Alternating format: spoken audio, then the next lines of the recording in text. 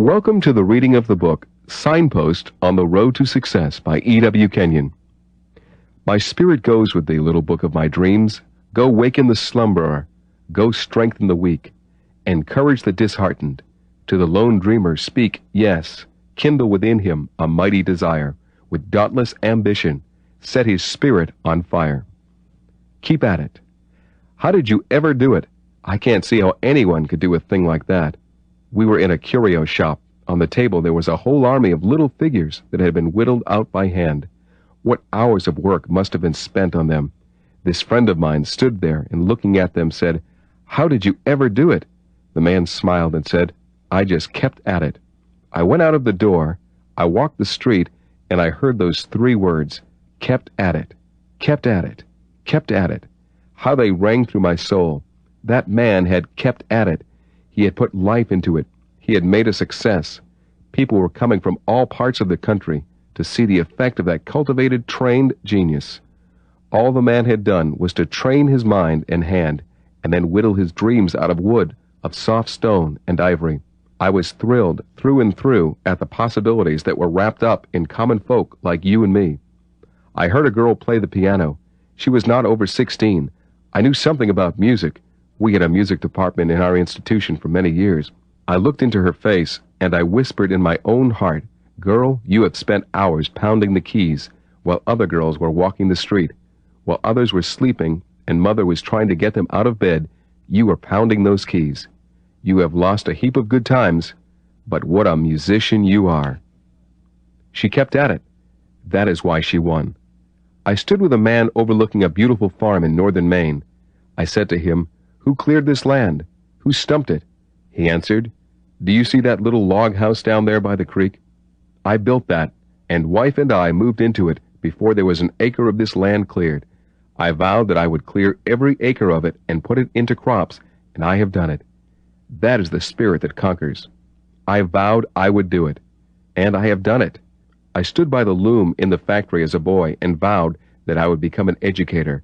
I did not know what it meant, but I knew that within me was a teaching gift, an undeveloped thing. I vowed I would do it. I did it. I was handicapped as few men have been handicapped, but I did it. I am passing it on to you to show that they cannot conquer you if you will to do it. Struggle to improve. In every effort, improve the dream. Every time you play that piece on the piano, play it better than you played it before. Every time you sit down to that typewriter, make up your mind that you're going to be more efficient than you have ever been. Make your brain work. It will sweat, but make it work. It will improve. It will develop until you become a wonder to those around you. Don't depend on an alarm clock. Don't depend on mothers waking you. Make up your mind that you will have the alarm clock in your soul. Never depend on another man's car. Get one of your own. Be self-reliant. Be punctual. Be diligent. Think through on every problem. Conquer your difficulties as a part of the day's job. We are out in the fight, and we will win the crown. Chapter 2. What have you in yourself? It is what you are, what you have in you that counts. It is the undeveloped resources in your mind, in your spirit, in that inward man that counts. It is the developing of the writer, the thinker, the teacher, the inventor, the leader, the business manager that is hidden deep in you that is important. I venture that every one of you young men and women who read this have in you one of these abilities. There may be an untrained voice, untrained musical abilities lying hidden under the careless, thoughtless exterior. Let us go down with a flashlight and look over the untouched treasures that are stored away inside, that have never been touched, never been used. Then let us bring the thing up that we find and make it worthwhile, give it a commercial value. For remember that everything that goes toward making you a success is inside of you. The thing that makes opportunities, that makes money, that saves money, that creates new things, that brings together things that others have created but were unable to utilize, is inside of you. Find it and make it work. It is going to require a boss who is utterly heartless to rule over you. The boss is inside of you. There is a slave driver in there whom you must bring out. Put the whip in his hand and tell him to go to it and make you a success. There is something in you that can take these dreams of yours and make blueprints of them, and then can change the blueprints into buildings. It is there. That ability is there. No one else can train it. No one else can develop it. Someone else may set it on fire, but you can quench the fire by refusing to act. Remember that you must use the suggestions that come. You must rise up and put the thing over. You must drive yourself, for no one else can do it. Put yourself on a mental diet, not a diet of idle dreams nor idle fancies, but a diet of real mental work. Be mentally awake, diligent. Put your best into every day. Make up your day of saved moments, hours. You are out to win. You are out to conquer. You can do it. It would be different if this ability were in someone else and you were trying to awaken it. It is all in you, and you are going to put it over. Chapter 3. Using what is in you. There is a gold mine hidden in every life. Nature never made a failure. Every man has success hidden away in his soul.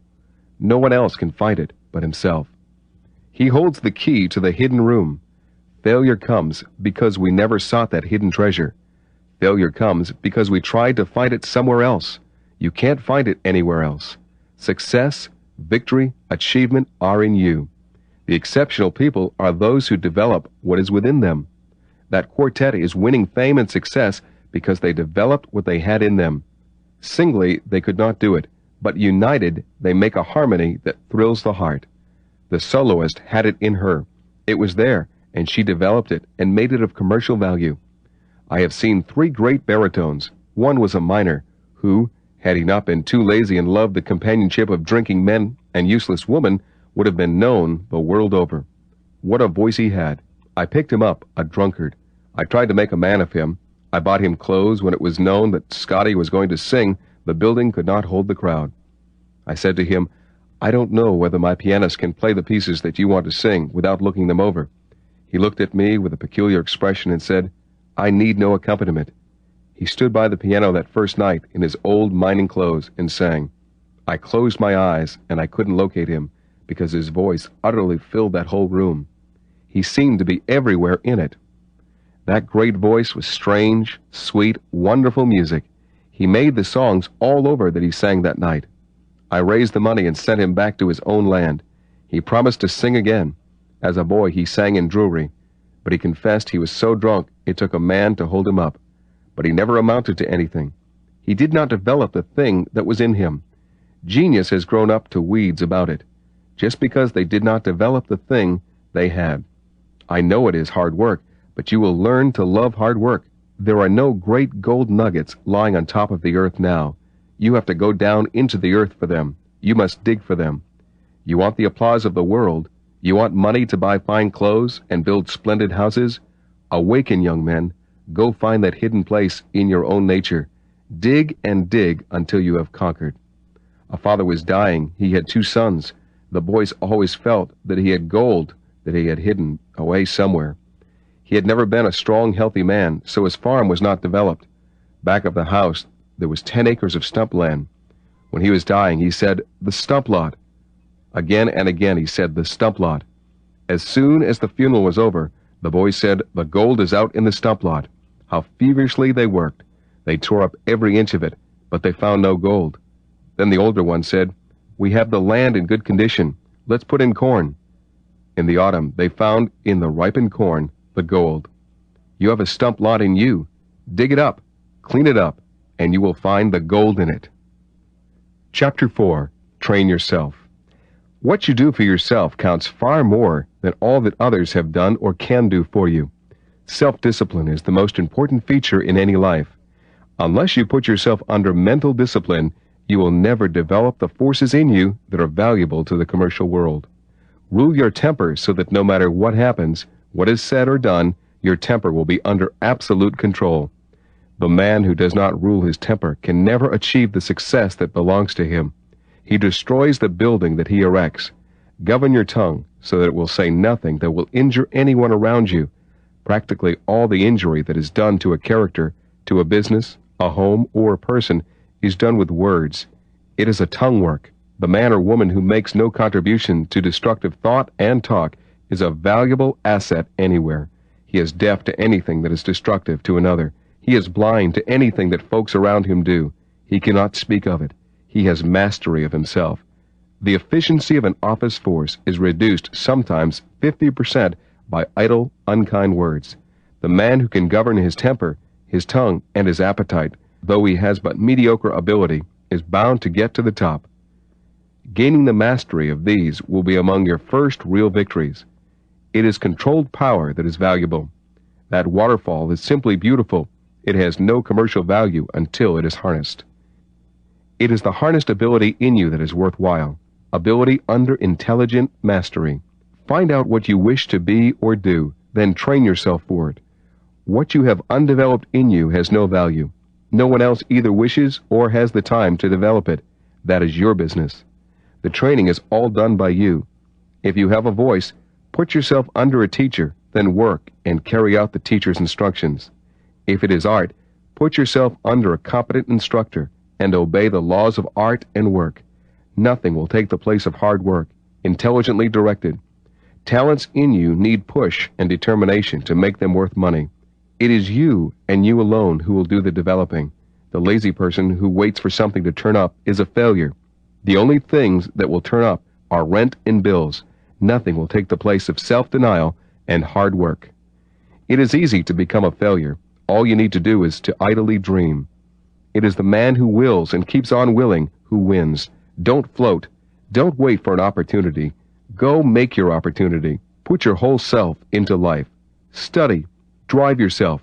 Always remember that your worst enemy is inside of you. No circumstances, no person or combination of persons can conquer you as long as you do not destroy your own prospects yourself. Don't be satisfied with anything you do. Always seek to improve yourself. Chapter 5. What are you worth? What value do you place on yourself? Have you ever taken an inventory, or have you just said, well, I know I could do it if I would. I believe I can sing better than that person who is singing now, or I believe I could build a business, or I could be this, or I could be that. Are you going to be what you could be? Honestly, are you worth anything in your own estimation? Have you set a price on yourself? Have you set a price on your own ability, on your own time? What is your word worth to yourself? When you say, I will get that lesson, I will conquer that subject, I will master that problem, is your word worth anything? Do you make your word come true when you say, I will give that up, I will put that thing over? What is that word worth to you? Have you faith in your own word? I'm not asking what your word is worth outside. Pride may make you keep your word with people, but do you keep your word with yourself? You are too valuable to barter away the finest part of manhood or womanhood, your word. You are worth more to yourself, likely, than to anyone else. But by a year from now, can you make yourself so valuable that men will pay any price for you? Great corporations are looking for men and women who can earn $50,000 a year. Set your mark, your standard high, then go up there. Allow no day to go by in which you have not improved yourself. Take an inventory again and again, and see what you possess. See whether that possession is more valuable today than it was a year ago. Find where your ability lies. Then put all of your best into that ability, and make that ability come across and put you over. Remember that what you have hungered and yearned to do, you have the ability to do, if you will. Chapter 6. Why are you a spiritual failure?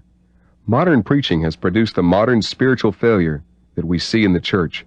Failures are not ready-made. They are the product of the teaching that we have had or the absence of the right teaching. I am convinced that most people will come to the level of the Father's purpose if they know how. The spiritual failure I am talking about is one who is born of God, but who has never developed, who has remained in an infant state through many years because of malnutrition. They feed upon theories of men rather than upon the Word of God. They have lived in the realm of sense knowledge rather than in the realm of the Word of God. They are ever praying for faith, not realizing that all things belong to them, that He has blessed them with every spiritual blessing in the heavenlies in Christ, and that at the very beginning God marked us out for the position of sons and daughters through Jesus Christ unto Himself. Ephesians 1:3 and 4. You see, the purpose of the Father was healthy, vigorous children. Can you conceive of an intelligent earthly parent that wishes to give birth to children that will be sickly, half-witted, deformed creatures? Why, the thing doesn't sound reasonable. And do you think the Heavenly Father takes pleasure in having us sick, mentally, physically and spiritually? Do you think Jesus likes to contemplate the number of Christians that are in hospitals undergoing hideous operations and going through the torture of the damned? Chapter 7. All have ability.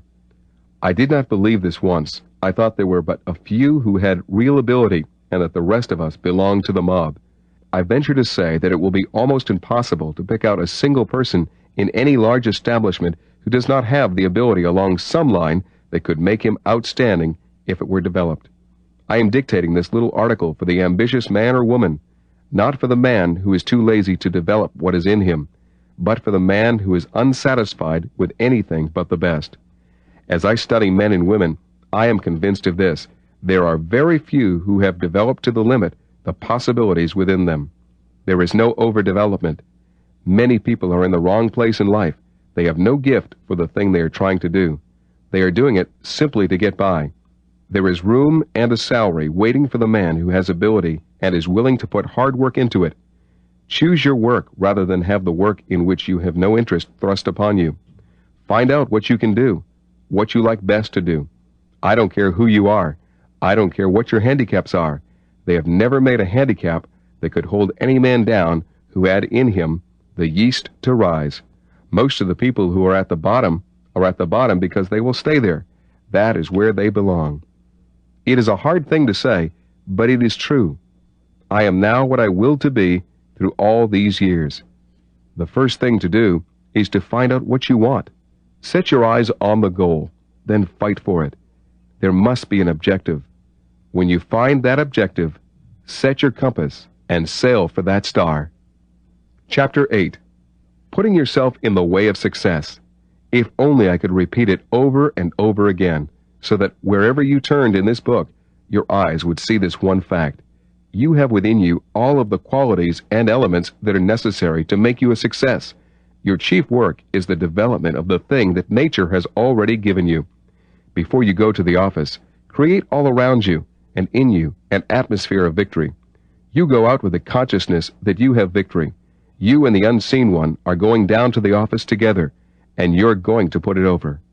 You are going out after that job with the smile of a victor, not the smile of a man who is trying to smile, but the man who smiles in spite of himself. Cultivate the habit of thorough work. If it is mental work, think every problem through. Be the one man in that office where you work who thinks through on every problem that comes up. You will find that the boss will want you. Very few men have the ability to think through. They guess, they speculate, they theorize. But down yonder behind the desk is the man who takes the problem and resolutely drives himself to think through that problem from every angle. The boss can get men to do what he tells them to do. He is looking for one with the ability to tell the others how to do it. So set the standard high for yourself. Have a lofty spiritual ideal. Climb to it. Between you and it, there may be many a swamp through which a road must be made. Lumbermen always build roads to the timber they wish to market. You will have to build a road to market your abilities. There is pain and fatigue ahead for you, but you dress for the job. Remember to associate with people who have won, those who help you climb to the top. Don't hang around with a group of has-beens. Associate with the men who are climbing up. The idle gossiping people will not help you. The lazy and careless will stand in your way. Those who spend their nights in the roadhouse or at the gambling hall will never help you. Don't think you can get something for nothing. Put your money where it will count. Put your time where it will pay you dividends. This battle is not for the thoughtless, heedless guesser, or idealistic dreamer. It is for the man who works. Chapter 9. The Happy Spirit. The glad smile from an honest heart is better than a sermon. A smiling salesman has the deal half made. You can sell more easily with a gracious smile than you can with a dead, unresponsive countenance. Mothers who start the day with kindness and smiles and tender words have happier homes. The fathers who try it will make the breakfast a glad half hour. It is the key that unlocks so many hearts.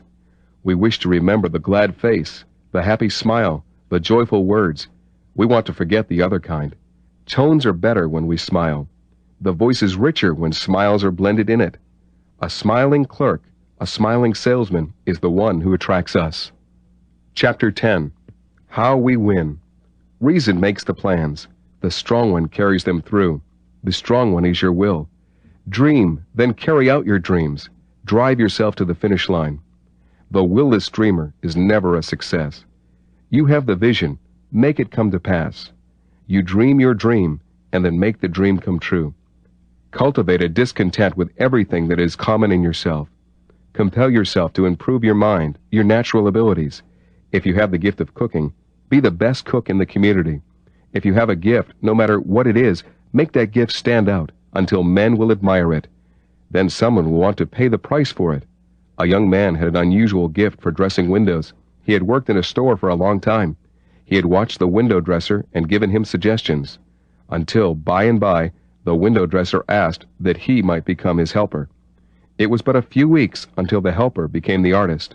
The head dresser never told the boss who did the artwork, but men came from different parts of the city to look at the windows. There was always a crowd in front of the store. One day a man came from a distance. He asked who dressed the window. The manager introduced him to the head dresser. The man was disappointed. He said he does not talk like one who could do this kind of work. The young man had stood by. Later he was introduced. The man said, "Do you dress these windows?" The young fellow said, "I am only the sidekick. I have this amount of space in my window." The other said, "What would you do with it?" The young man said, "If you will come back this afternoon, I will tell you." He went into his office and drew the plans. When the man came back and looked at it, he said, "I will give you $2,500 a year if you'll go back with me." He had been working for $15 a week. You cannot hide trained genius. You cannot hide trained ability. Other people may use you for a time, but you will break the bond sooner or later, like the young man did. It is in you. Pull it out. Chapter 11. It is the you in you that wins. Paul speaks of the hidden man of the heart. That is the you that is in you. The visible you is not the you that puts you over. It is the unseen you who wins the fight. The seen you may be very attractive or very repellent. It is the unseen you with whom we really wish to become acquainted.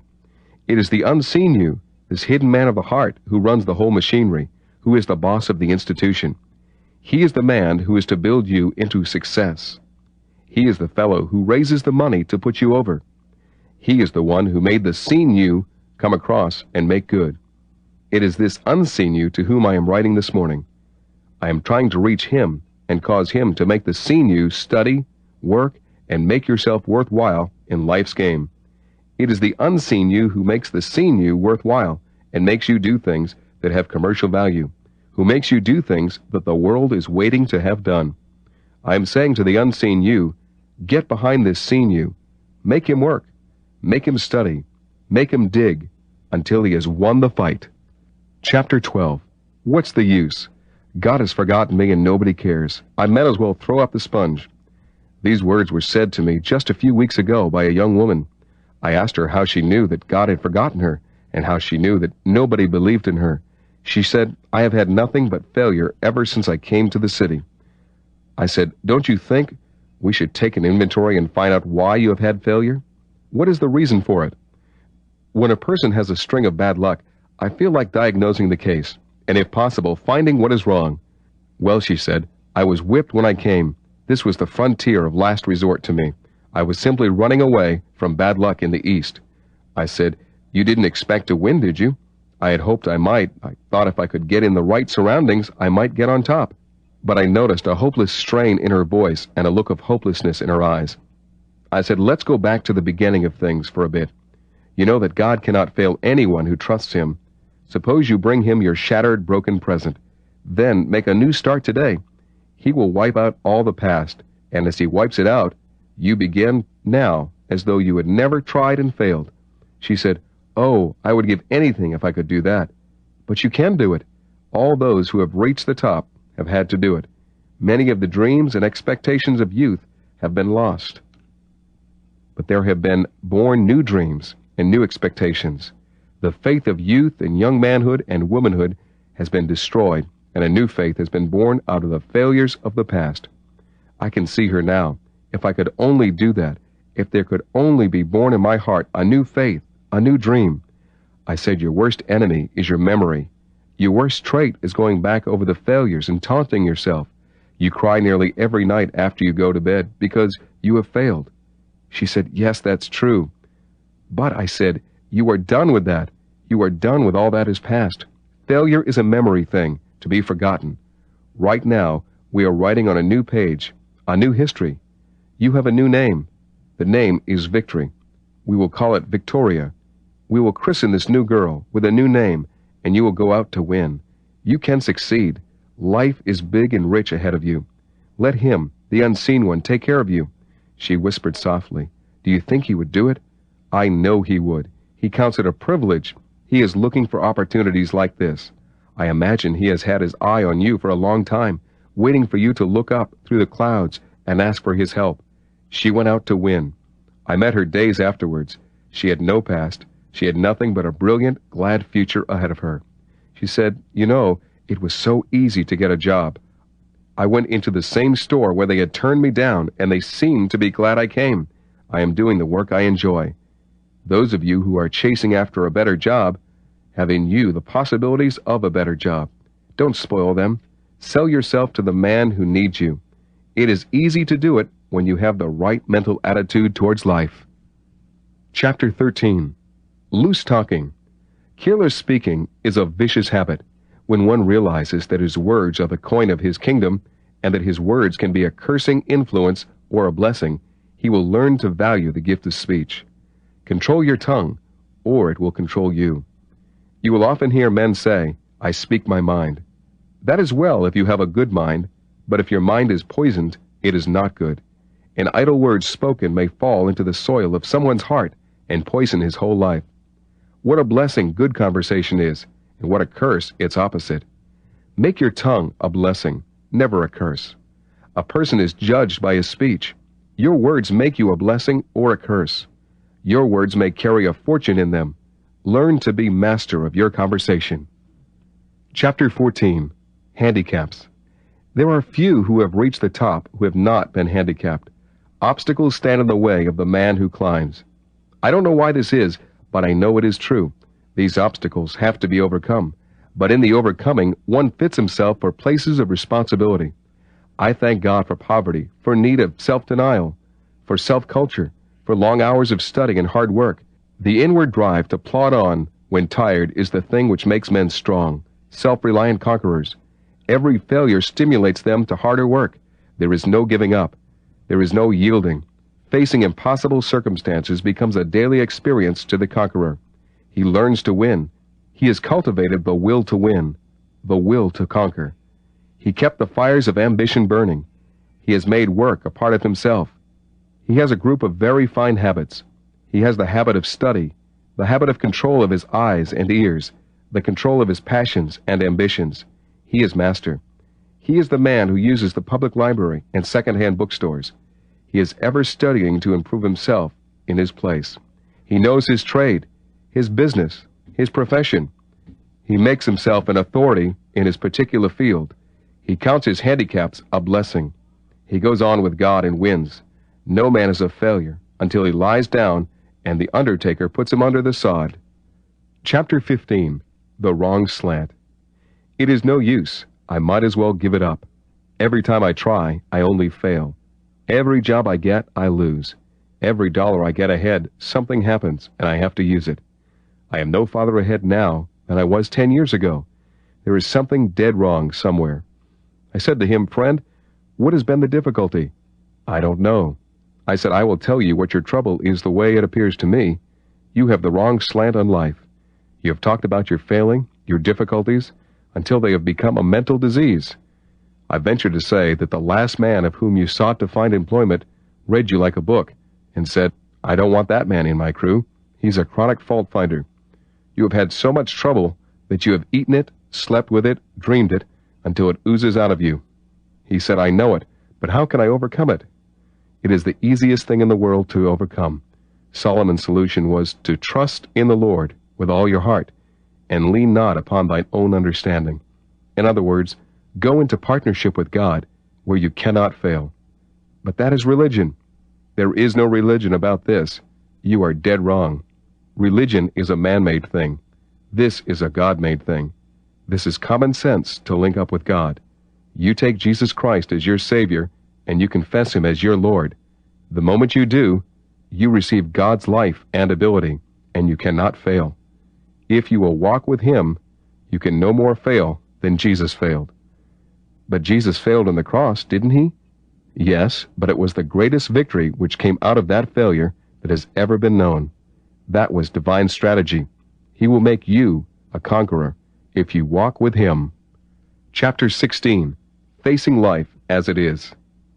Don't say, if things were different, I would do something. Do something with them as they are. Facing your life as it is now, and winning is the object. When things go hard and money stops coming in, or you lose your job and everything goes wrong, take account of stock, see what is wrong, see what you have forgotten, and go on and conquer. We dream what we would do if. Now wipe out the if. Dream and do it regardless of circumstances. You say, that cannot be done. It can be done. There is no can't about it. The man who wills to do it, who puts up the fight and is willing to do the work, can put it over. A young man discovered a vein of gold high up in the mountain. He needed power. He needed money. He needed to know how to develop it. He struggled and worked and failed. Sitting down one night after a long, hard day, tired clear through and through, he said to himself, I know where my difficulty is. I don't know anything about this rock. I don't know anything about geology, and I know nothing about mining. I am going down to the city and find out. He came down to the city and went to the head of the mining department in the university and laid the case before him. The professor called up a mining engineer. He met the young man. The young man told his story. The engineer said that he must go and see the vein. It took about a week to get there. After the engineer had seen it, he said, there are millions there, but it will cost a great deal to get in here and to develop it. You will have to organize a stock company or sell it. Which will you do? The young man said, I'm going to develop it. It took him a year of hard training and study. He gave himself utterly to it. Through the long winter months, he drove himself until when the springtime came, he had acquired the knowledge that he needed. It made him millions. The trouble with too many people is that they want to get it too easily. Most of us say, if I had had a chance, but circumstances were against me. I don't have an education. I didn't have the pull. We lay our failure to the lack of opportunity. The other fellow, handicapped, worse than we, made opportunities. He fought until opportunities came to him. Success belongs to the man who simply wills to do it. He is the man who makes success come his way. The fellow who lies down and says, I can't do it, is a failure. Never lose heart, because the first efforts fail. Go back and find the reason. Pick up the wreckage of old failures and build them into success. You can do it. Chapter 17. Just a word of warning. Children's lives are largely made up of words, the words of their parents and those whom they love and admire. A mother can fill her boy's heart with zeal for an education and for a position in life, or she can with words destroy the finest spirit that was ever given to a home. The children are word-made. What do I mean? Their lives are made up of words of their parents and loved ones. The wife little appreciates the power of words on her husband's life. When he loses his job, she could scold him and tell him that he is no good. He was whipped before he came home, but he would then be doubly whipped. Instead, she puts her arms around him and says, That's all right, dear. You'll get a better position. You are worthy of a better job anyway. He goes out the next morning, thrilled by the touch of her lips, and her words have filled him with courage and confidence. He leaves her heart filled with joy and gladness, and she says, What a man God gave me. He says, What a woman you gave me, Lord. They have learned the secret of words. A few devastating words could have filled his mind with confusion, his heart with pain, and his eyes with tears. Words give heartache, and words give strength and comfort and faith. Let's be careful of the words we use. Don't tell that story you heard the other day about this man or that woman. Don't let any other ears be poisoned as your ears have been poisoned with it. Never repeat scandal. Never repeat the calamity things. Let others do the talking about that. You keep your lips for beautiful things, helpful things, comforting things. That is your job. Chapter 18. The Mental Hitchhiker.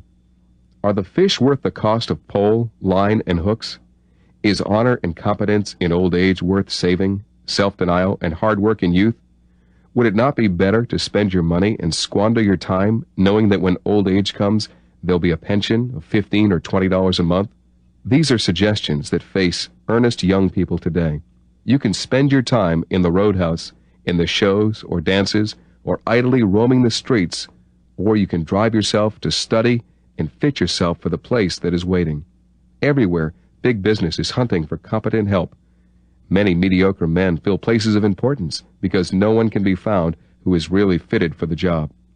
It is surprising how difficult it is to find even a good stenographer, to find someone who can take charge of a department and make it a success, to find someone who will take a vital interest in the work and put it over. Almost every man and woman is a time server. His ambition is to get his wages with as little work as possible. The new mental attitude is to get without giving. You cannot be a success and do that. The good old days of honest labor seem to be but a dream today. The road that leads to a good bank account is an uphill road, and most of us have to build the road ourselves. The hitchhikers are filling the road today. They want someone else's car to ride in. They want someone to buy the gas. They want someone to pay the taxes and give them free passage. Are you a mental hitchhiker? Are you a mental hobo?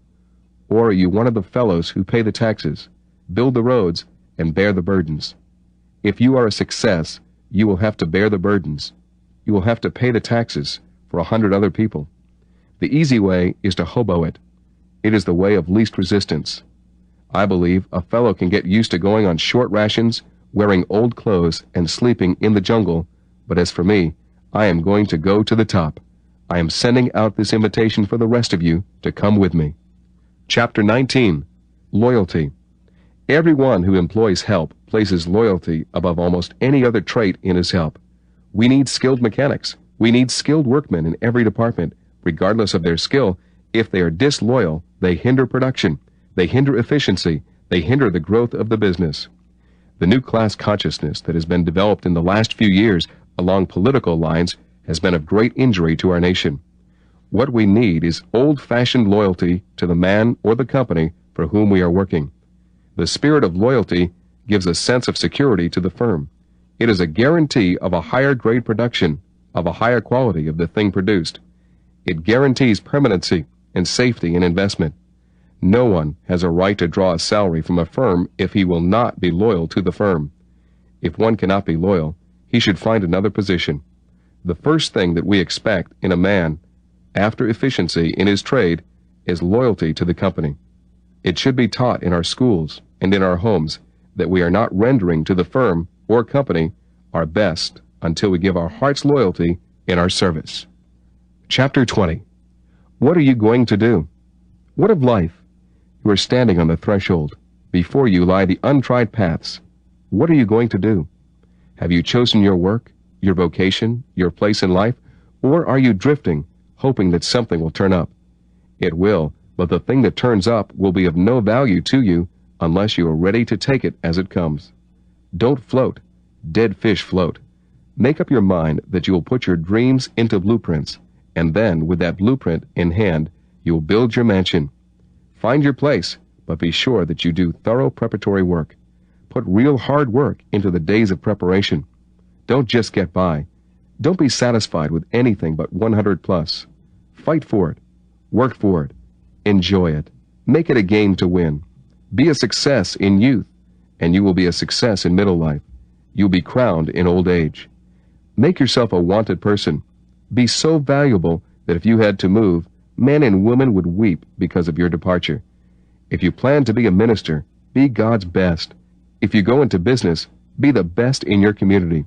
If you plan to be a lawyer or a physician, put a trained, cultured personality into it. Whatever you do, plan to build your house on top of the hill. Harness that lazy mind and make it work. That mind can make a place for you. Let me say again to you, go under your own steam. Prepare yourself, and doors will open to you everywhere. Chapter 21. The Bell Ringer. You are selling from house to house. You are ringing bells. That is a good place to start life. I started it there. You meet a different person every 5 minutes. If you can get them to listen to you, that is the first step. So many simply say, "I haven't time," and slam the door in your face. You smile and go to the next. That's the game. But the man who can get inside the house to display his goods is the man who puts it over. The first requisite is a smile and a glad good morning. It is not an ingratiating smile, but a wholesome, big, warm smile. You know that you have something that they need, something they ought to have. You come there with the heart of a philanthropist. You have something to give. They are going to get something worth more than they pay for it. You are not trying to outdo them, but you are there to give them something worthwhile. I didn't know anything about the sales game when I went into it as a boy of 21. Salesmanship was not taught then as it is today. I became one of the pioneers of sales talk, teaching the art of salesmanship. But I found that I could not sell unless I had confidence in the thing I was selling.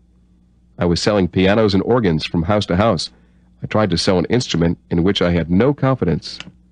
I was an utter failure. I went back to the office and asked the manager which was the best piano for such a price. He told me. I went to the factory to find out all about pianos. I wanted to know how the things were built. I went through the factory and studied them until I knew everything a young fellow could learn about the instruments. Then I went out on the road. I knew that I had the best thing on the market for the money. I knew that if I could get a piano into a house and get the boys and girls to practice, it would change the future of that home. I went out to help the community. I succeeded. It was so easy to sell when I had the right mental attitude toward the people. I was trying to bless them. I was trying to help the folk who bought. Do you see the point? That is the real art of salesmanship. I was so dead in earnest about it. I was so enthusiastic about the bargain which I had that I carried them off their feet. I sold to people who had no music in them. I sold to them because of the excessive, burning desire in my heart to make them happy. That is the thing which sells. Settle in your own mind. Is the thing you are selling worthwhile? If it is not, then get something that is. If you are selling insurance, bonds, autos, or groceries, know this. If your entire ambition is simply to get the money out of it, you will fail. But if you are giving them something that is going to be a blessing, and you are enthusiastic over it, you will be a success. Chapter 22. The Chronic Knocker. Nothing hurts a firm more than to have in its employ men holding important positions who are chronic knockers, who are always finding fault with the business, with the management, with the material they use. Men of this type should be eliminated. One man of that kind in a church will wreck it. One man of that type in a crew of men in the lumber camp will cause the entire organization to disintegrate. Chronic knockers will spoil an organization and wreck its prospects. Men who talk too much and talk unwisely are a detriment to any organization. Never knock your firm. Never knock the goods you are selling, because you are selling yourself in every deal. The man who knocks the firm for which he works knocks himself because he is there. If he is not satisfied with it, he should get out and go somewhere else. We have no right to stir up strife and bitterness while we are drawing a salary from a firm. We have come to an unhappy place. We have been taught politically to hate the people who have been successful in life, that if a man has gained a position of affluence, he must be bad. That is wrong. Men like Henry Ford have climbed to the place they occupy by sheer efficiency and downright honesty. Class hatred is an unfortunate thing. It does not belong in a democracy. It does not belong anywhere. Why should I hate the man who is smarter than I am, or who has achieved more than I have? I should honor him and thank God that there are men of that class. Class hatred robs a nation of its efficiency. It robs men of the pleasure and joy of fellowshipping and working with each other. There should be a notice put up in every factory and store and shop saying, "No knockers are needed. We need boosters. We need helpers. We need men who encourage, not men who discourage." Make up your mind that whatever you say will be constructive. Just knocking for the sake of knocking is ignorance gone on a rampage. Chapter 23. Be worth more than your salary. Put the company for which you work under obligation to you. Keep society under obligation to you. The world's greatest scientists, chemists, and mechanics have all put the world in debt to them. Be a real contributor to your age. Don't just exist. Mothers, give to the world some great sons and daughters. Put your best into their training. You have no idea how dependent the world is upon mothers. Make the world a better place because you lived in it and played your part. Selfishness cramps ability. Be bigger than the blunders that you make. Live big. Be big in your dreams. In all things that you do, learn to love man. Only lovers count. Give to the world better service with every added year. Forgive your enemies. Never go to their level and hate with them. The lying and opposition of your enemies is your diploma. Give a heaping measure in all your ministry. God is the original giver. Be in His class. Chapter 24. 3 things that break us. These are mental traits that can be conquered. First, putting off decisions and action until a later period. Never deciding anything when a decision is demanded. You face a great crisis in your life. You know you ought to make yourself mentally proficient along a certain branch of study. You are filled with enthusiasm until you take up the books. Then you say, I'll start this tomorrow. The moment you say that, you are defeated. Usually, one might just as well throw his books into the fire, because tomorrow he will repeat himself. The secret of winning is action. A second enemy is mental laziness. This is widespread. It is the line of least resistance and can be cured only by the sternest methods. The you that is in you is the real master of your mental processes. The you that is in you is the you the world is seeking. You must so honor that you that you give it its place of authority, of dominion over your faculties. Now drive your mind to work. You absolutely refuse to give it any rest until it has accomplished the desired amount of work. You must be absolute master of yourself, of your faculties, for your mind will always be lazy until interest has been created. Then it flows on smoothly. A third enemy is wrong talking, negative talking. I knew a man who started out in business with every promise of success. He had the right location, he had the right kind of business, he had a multitude of friends, he was a good buyer and a good salesman. I went into his store on my way to the post office nearly every morning. I used to admire his store. It was so clean. The details were so carefully managed. A change came over him. He had a little domestic difficulty. He began to talk discouragingly. In 2 years, that man talked himself out of a splendid growing business. I did not know then what I know now, or I could have stopped him. He simply talked himself out. He discouraged people who came in. He was full of pessimism and doubt. He challenged everything. Finally, he talked himself into absolute failure. You cannot afford to talk failure, doubt, or fear. Why? Because words register in your heart, and after they have registered, they take control of your life. Chapter 25.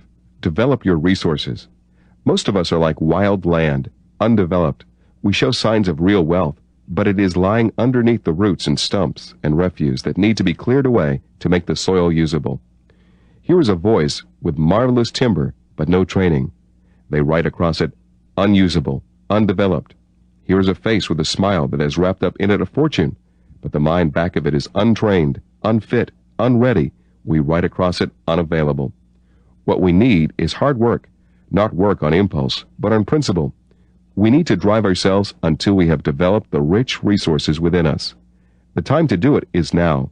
Begin today to clean up that rich bottomland in your nature and get it into production at once. Make everything swing into line now to the one great objective of your life.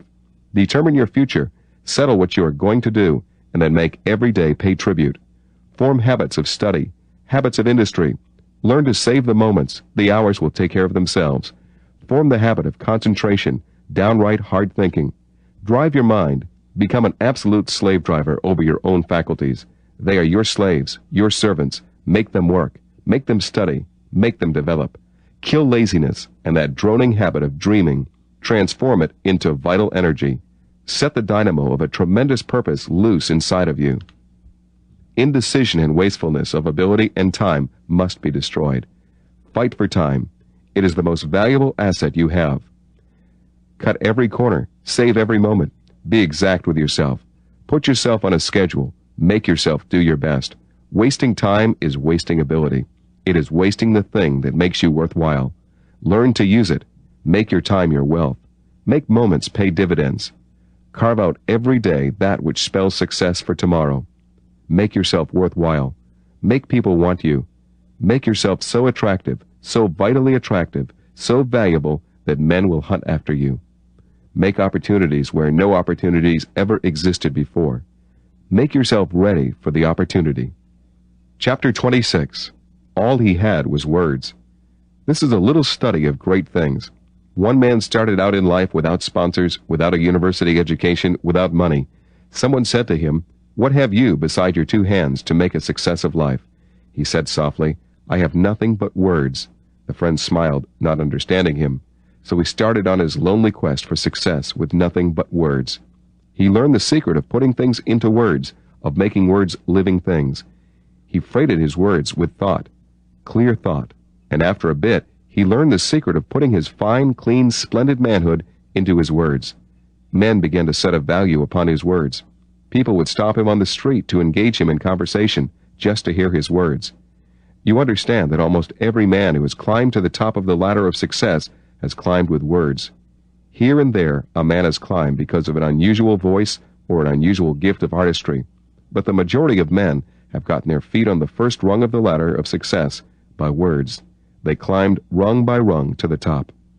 A man must put a valuation on his own words before others will sense their value. The ambitious man's words became his bank account. He studied. He dug deep. He thought through on problems. Other people learned to trust his judgment and his words rather than study for themselves. There is a vast army of people who have certain business ability, but they have to hire others to do most of their thinking. He supplied that want. He did the thinking. By and by, they were willing to pay him almost any price to have him think for them. His words became valuable. They were his servants. How they labored for him. He filled words with inspiration, with comfort, with hope for others. He sent them out on wings until they passed from house to house, from lip to lip. He found himself being quoted here and there. His words were doing things. They were his servants, working for him. He had learned the secret of words. By and by, publishers paid him almost unthinkable prices for his words. Why? Because he had learned the art of filling words with inspiration, new life. Let's study words. Let's learn to fill them with goodies for the children, healing for the sick, victory for the discouraged, and we will win. Chapter 27. By your words. Perhaps they never told you, but they measure you by your words. You are rated by your words. Your salary is gauged by the value of your words. Your words make a place for you in the business in which you are engaged. Neither jealousy nor fear can keep you from climbing to the top if your words have value that belongs at the top.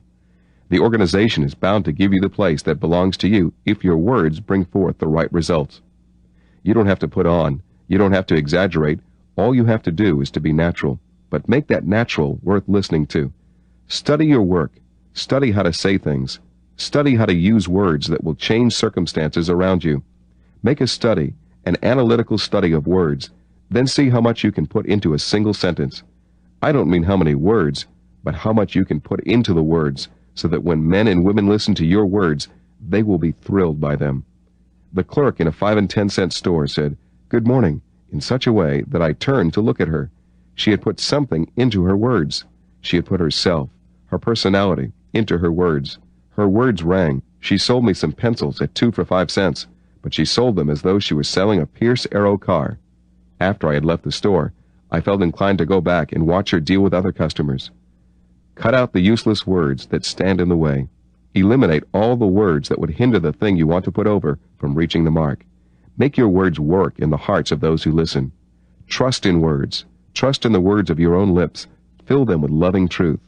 Think in your heart of how you want to help those who are to be your customers, how you are going to bless them, and how the thing that you have is necessary to their enjoyment. It is what you put into your words that makes them live in the hearts of the hearers. Empty words die in no man's land. They never get over the trench. If they do, they are duds. If they do get across and people hear them, they amount to nothing. Living words, words bursting with heart messages, thrill and grip. Love always seeks the right word to convey its message without loss in transit. Clothe your thoughts in the most beautiful words, but don't sacrifice pungency for beauty. Blend them. Chapter 28. Putting your best into words. Empty words hold no more interest than a last year's bird's nest. When we fill the words with ourselves, we are honest. Our words will be honest. Others grow to depend on them. I know of a young man whose words are filled with love and unselfishness and a desire to help people. Whenever he speaks in the company of people, they listen to him. Nowhere do words have the strange effect that they do in a radio message. The minister who speaks over the air in a cold, dead voice will get a cold, dead response, no matter how beautiful the thoughts he has or how beautifully he clothes them. If the words are not filled with love, with faith, they don't live. Faith is built by words. Deeds have their place, but deeds are the children of words in a large measure. You speak, then I watch you perform. It is your speech that attracts my attention. Your deeds have their place, and we give you credit for them, but it is your words that set us on fire. You can fill your words with anything you wish. You can fill them with fear until the very air around you vibrates with doubt and fear and restlessness. You can fill your words with fear germs, and you will fill me with fear of disease and disaster. Your words are filled with interrogation points, with the sense of lack, with hunger and want. Or you come to me, and your words are filled with faith. Your faith words stir me to the very depths. I wonder why I ever doubted. Your words enwrap me with themselves. Your words are like sunlight, like coming into a warm room from a cold, frosty atmosphere outside. Your words pick up my drooping, broken spirit and fill it with confidence with which to go out and fight again. They are faith words, wonderful words. The reason Jesus' words had such far-reaching influence was that they were faith words. When he said to the sea, "Peace, be still," the very sea grew quiet, and the winds hushed their noise to hear the words of faith from the lips of the man. The deaf could hear his faith words. The lame and broken could rise and walk and run because of his faith words. There was something in his words that drove disease and pain out of the body and fear out of the heart. I can hear John say, "I used exactly the same words, and that boy was not healed." Now the Master takes the word out of my lips and fills them with something, and when they are heard, the child is healed. What did Jesus put into his words that had such healing power? A salesman is talking. He says, "I cannot understand it. I used the same argument, the same method, and I utterly failed. I used almost the identical words, and yet they said, 'No, I cannot buy today. I have no special interest in this thing.' Then the other man came and took my seat. He used the same formula that I had. The man became interested immediately. After a while, he reached into his pocket and pulled out his checkbook. What did that man have that I didn't? One man's words were filled with pure mentality. He said the things like a phonograph. The other put living faith, interest, and love into his words. When this last salesman sat down, there was a look of quiet assurance on his face, and his first sentence registered because he believed in the thing he was selling. He not only believed in it, but he believed that if the customer purchased it, it would be a blessing to him. It was a safe and wise investment. This man generated faith, created faith in the customer. The customer put his hand in his pocket and held it there quite a while. He was holding on to his checkbook. By and by, he said, "I will take so many shares. That looks good to me." His check was written and signed. The deal was made. Why? Because the salesman had filled his words with faith. Chapter 29. Stepping Out. Stepping out of sin consciousness into son consciousness is stepping out of failure into success. It means stepping out of that inferiority complex that has held us prisoners for years. It means becoming the thing you have dreamed. Do you remember the picture in the magazine of the little scrawny fellow sitting by the side of a great big, strong, muscular man, seeing the big man take his girl away from him? Then the little scrawny man goes into the gymnasium and develops his muscles until they are strong. Then he goes out and faces other men unafraid.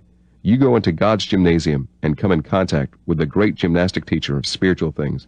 You let him put you through a course until you stand in front of the world complete in all his finished work, until your inferiority has been swallowed up in his dominant, victorious spirit, until you whisper, "Greater is he that is in me than he that is in the world."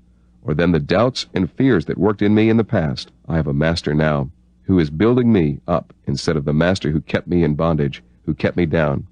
I walked in failure for years. I walked with the sense of my lack of ability and righteousness, but now I walk with him. We are linked together. I am breathing in the courage of his tremendous personality. I am filled with his ability. I say goodbye to the dark, unhappy days of the past. A curtain falls between them and me. I stand now upon the highlands, a victor. No longer am I worrying about the lack of money. Lack of money does not lord it over me. I am master. Lack of ability does not lord it over me now. Lack of opportunity no longer lords it over me. I am not intimidated by circumstances or filled with fear that I cannot do the work or put it over. I know that the Mighty One has taken me over, and is putting me over since I stepped out of sin consciousness into son consciousness. Chapter 30. Don't break me with words. This was Job's cry to his friends. They came as comforters. They stayed as tormentors. Words heal and words break. Words destroy and words make life as we find it today. Words heal us and words make us ill. Words bless us and words curse us. The words I just heard will linger through the day. How little women realize that a biting, stinging word in the morning will rob her husband of efficiency through a whole day. A loving, tender, beautiful word, a little prayer word, will fill him with music that will lead him on to victory. We need the martial music of faith that only our loved ones can give to us. How little we've appreciated the tremendous power of words, written words, spoken words, words set to music. A Southern officer said to a Northern friend, "Had we had your songs, we would have conquered you." A political speaker said, "You won the election because you had better speakers than we. We had more money, but we did not have words well spoken." You see, men and women, that a study in words is one of the most valuable assets in a life. Learn how to make words work for you. Learn to make words burn. Learn to fill words with power that cannot be resisted. Mussolini held Italy in his hand by the power of his words. Austria was conquered by Hitler with words. No powder, no poison gas, no bayonets, just words. How we wait for a message made up of words. The secret of advancement in life lies in the ability to say the right kind of words. My ministry over the air is a ministry of words. I fill them with love. I take God to fill them with himself, and so I send them out to bless and cheer. Mothers, your home atmosphere is a product of words. Your boy failed because wrong words were spoken. Right words were not spoken. Why is it that some families grow up so clean and strong, fight their way through college, and go out in life's fight and win? It is because the right kind of words were spoken in the home. Words make a boy love education. Words bring a boy to church or keep him away. Think of something of infinite importance, and then learn to choose the right words to express it. Then send the words out with pen or tongue. The way we say it has tremendous weight. Every public speaker should make a study of words, the kind of words that count. Then, before he leaves his study, he should so charge his mind with God and God's ability that when he stands before the people, that ability will fill his words until his people are thrilled. He should make the delivery of words a study, an art. He should fill all his words with kindness, with love. Every man in the sales game should make himself a master of words. Try out words in your own home. See how they work. Fill your lips with lovely words, beautiful words, until men will love to meet you, long to hear you speak. Remember, words are apples of gold in network of silver. Chapter 31. Worry destroys efficiency. Worry is the unhealthy child of fear and unbelief. Those two are married, and what children they have begotten.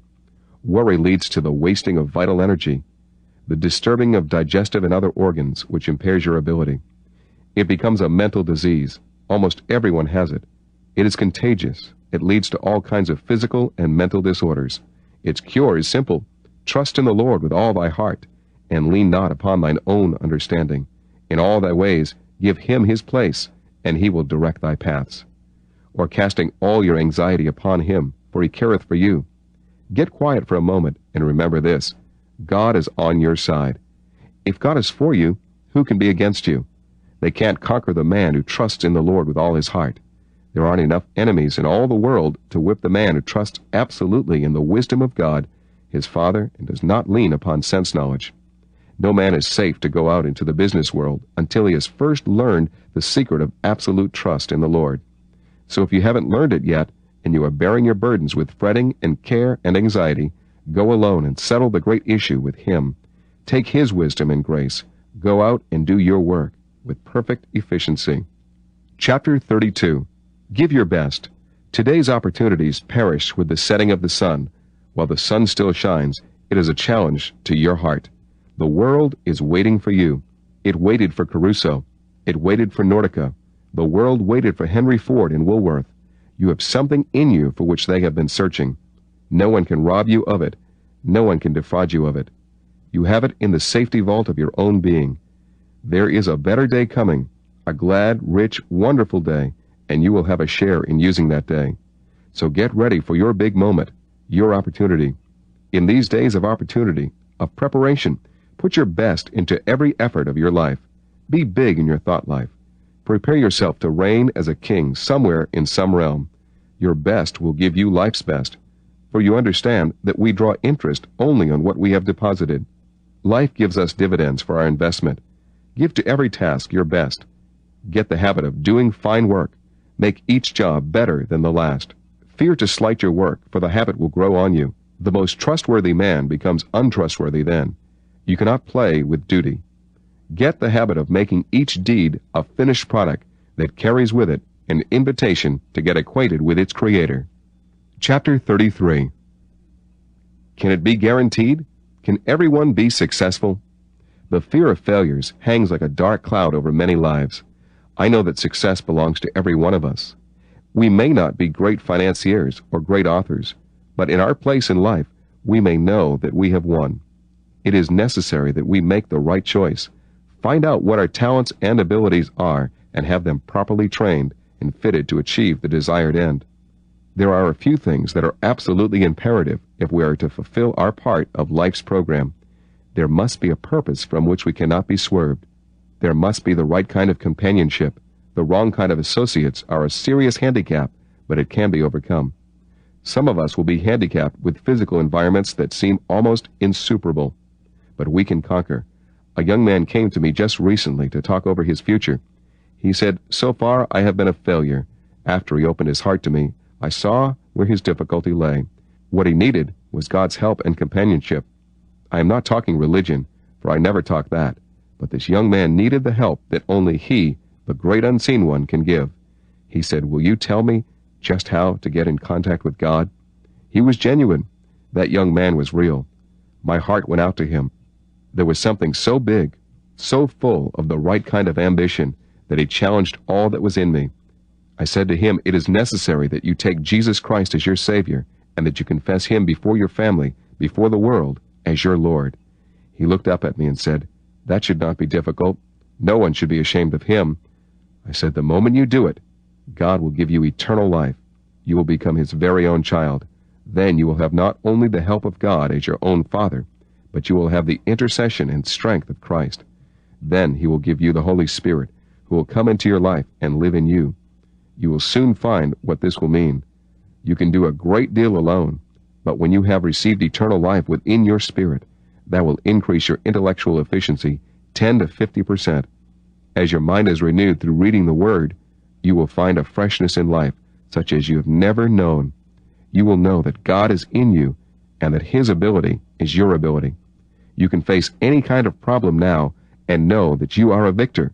Your words will have something in them that they never had before. There will be a power in your very presence that men will feel. Always give God His place. Give Him a chance to show Himself. I don't mean that you are to talk religion to people. You just let God have His place in your life, and you will talk about Him. You will know that He is in you. You cannot fail with Him in you. Nay, in all these things, you are more than a success. I can do all things through Him who gives me strength. These mighty scriptures will hold you. God will be the strength of your life. He will make Jesus to be wisdom to you. That new, strange, wonderful love nature of God will permeate your very being. You will be wanted. Men want genuine men and women around them. You will have the thing the world needs and the world lacks. You will find your place in life easily with this new addition of wisdom, of strength, of ability in you.